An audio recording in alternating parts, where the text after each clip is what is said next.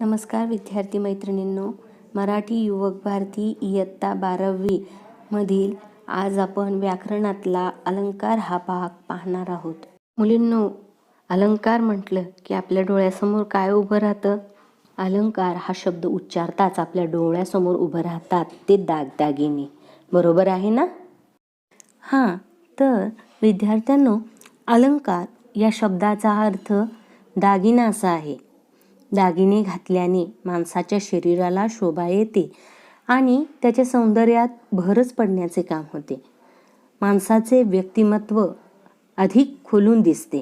दागिन्यांप्रमाणेच तलम आणि रंगबिरंगी कपड्यांनी कोणाच्या शरीराला शोभा येते, तर कोणाचा चेहरा चष्म्यामुळे अधिक खुलून दिसतो. कपडे असतील, चष्मा असेल, हे देखील एका अर्थाने अलंकाराचंच रूप आहे.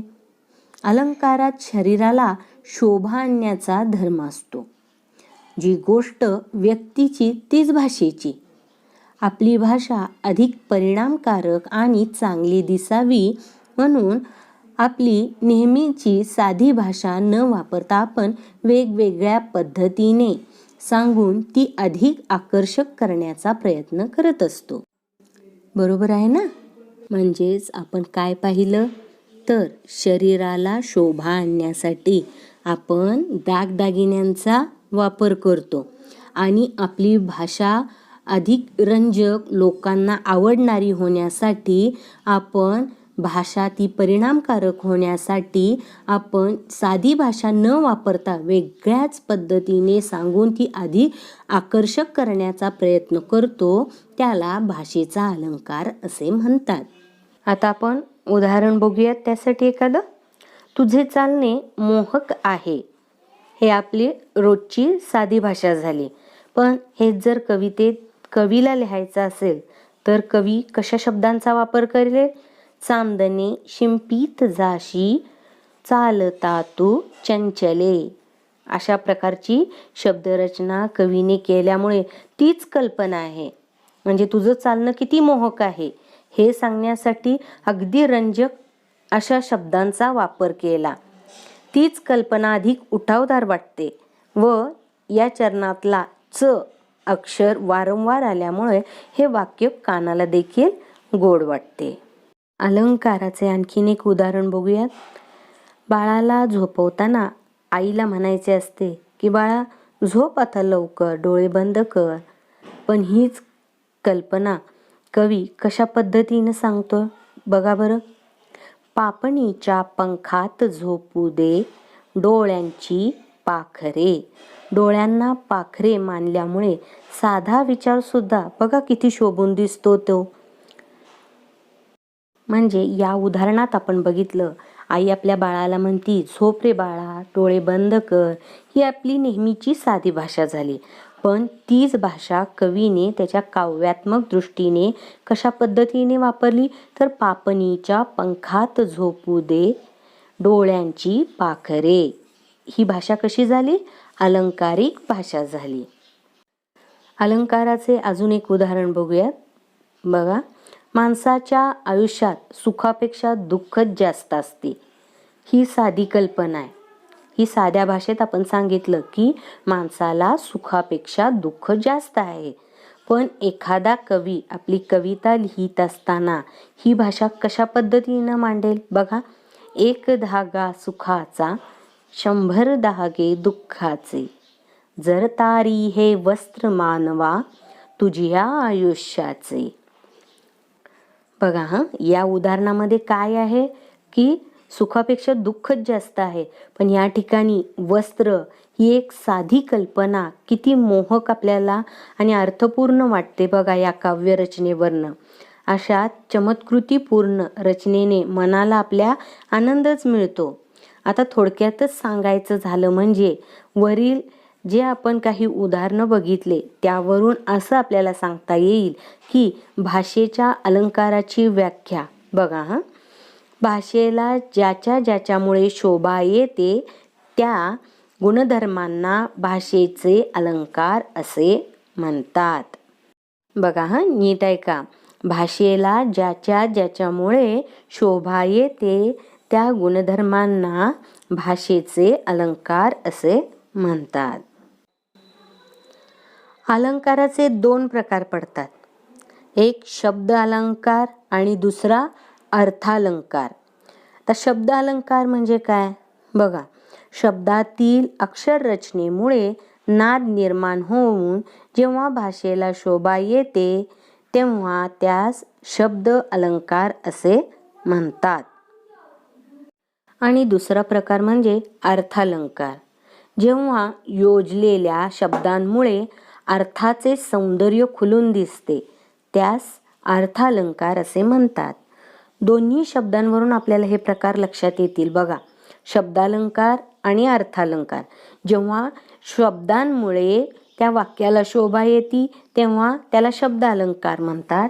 आणि अर्थालंकार म्हणजे काय तर ते वाक्य तयार करत असताना जे शब्द वापरले त्या शब्दांच्या अर्थामुळे जेव्हा त्या वाक्याला शोभा येते तेव्हा त्यास अर्थालंकार असे म्हणतात. मुलींनो, आपण आता काय पाहिलं तर अलंकार म्हणजे काय, आणि त्याचबरोबर शब्दालंकार म्हणजे काय आणि अर्थालंकार म्हणजे काय हे पाहिलेलं आहे.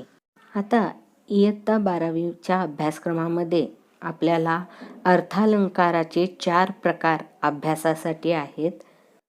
पहिला प्रकार अनन्वय अलंकार, दुसरा अपन्नुती अलंकार, तिसरा अतिशयोक्ती अलंकार आणि चौथा अर्थांतरण्यास अलंकार. अलंकारांच्या प्रकाराकडे वळण्याच्या अगोदर आपण उपमेय म्हणजे काय आणि उपमान म्हणजे काय हे अगोदर पाहूयात. उपमेय म्हणजे ज्याची तुलना करायची ते, आणि उपमान म्हणजे ज्याच्याशी तुलना करायची ते. आता आपण मुलींनो एक उदाहरण घेऊन बघूयात, म्हणजे तुम्हाला उपमेय आणि उपमान म्हणजे काय हे लक्षात येईल. आता उदाहरण बघा, तिचे मुख चंद्रासारखे आहे. म्हणजेच काय, तिचा जो चेहरा आहे तो चंद्रासारखा आहे. आता या वाक्यातलं तिचे मुख हे काय आहे, उपमेय आहे. आणि ज्याची उपमा दिलेली आहे तो कोण आहे, चंद्र आहे. त्याला उपमान असे म्हणतात. आता साध्या भाषेमध्ये बोलायचं झालं तर आपण काय म्हटलं असतं, ती किती सुंदर दिसती आहे असं म्हटलं असतं ना. पण एखादा कवी तिच्या चेहऱ्याचं वर्णन कशा पद्धतीने करेल तर अलंकारित भाषेमध्ये करेल. तर तो कसं म्हणेल तर तिचे मुख हे चंद्रासारखे आहे असे म्हणेल. मुलींनो, आता अलंकारांची माहिती आपण सविस्तर अभ्यासूयात. तर सर्वात पहिल्यांदा सुरुवातीचा अलंकार आहे तो म्हणजे अनन्वय अलंकार. अनन्वय अलंकारामध्ये उपमेय हे केव्हा केव्हा एखाद्या गुणाच्या बाबतीत इतके अद्वितीय असते की त्याला योग्य असे उपमान मिळूच शकत नाही. उपमेयाची तुलना त्याच्याशीच करावी लागते. म्हणजे अशा वाक्यात उपमेय हेच उपमान असते. आता हे अधिक समजण्यासाठी आपण एक उदाहरण पाहूयात. अर्जुनाचे वर्णन करताना कवी मोरोपंत म्हणतात, झाले बहु होतील बहु, आहेतही बहु परंतु या सम हा. आता याचा अर्थ पाहूयात. कवी मोरोपंत म्हणतात की आत्तापर्यंत बरेचसे असे बलवीर झाले, होतीलही अजून आणि आहे आणि असतीलही, पण अर्जुनासारखा अर्जुन हा एकमेव आहे. त्याला कशाचीही उपमा देता येत नाही. अनन्वय याचा अर्थ संबंध. ज्या वाक्यात तुलना करण्याचा संबंधच येत नाही तो अनन्वय अलंकार हो. उदाहरण अजून पाहूयात बघा. आहे ताजमहल एक जगती, तो तोच त्याच्या परी. म्हणजे जगामध्ये ताजमहल हा एकमेव आहे. तशा पद्धतीची कलाकृती बऱ्याच जणांनी उभारण्याचा प्रयत्न केला, पण ताजमहालासारखी प्रतिकृती कोणीही बनवू शकले नाही. यावरून आपल्या लक्षात आले असेल की अनन्वय अलंकार केव्हा होतो तर एखाद्या वस्तूची तुलना कुठल्याही वस्तूशी होऊच शकत नाही, तेव्हा अन्वय अलंकार होतो. पुढे आणखी 2 उदाहरणं दिलेली आहेत बघा. या दानासी या दानाहून अन्य नस उपमान. म्हणजे दानासारखं श्रेष्ठ दान हे तेच आहे, त्याला कुठल्याही पद्धतीचं उपमान देता येत नाही. ह्या आंब्यासारखा गोड आंबा हाच. म्हणजे हा आंबा इतका गोड आहे की दुसरा कुठलाच आंबा ह्याच्या इतका गोड नाही. अलंकाराचा एक भाग आपण आता अभ्यासलेला आहे. राहिलेले 3 भाग आपण पुढच्या भागामध्ये अभ्यासूयात. धन्यवाद.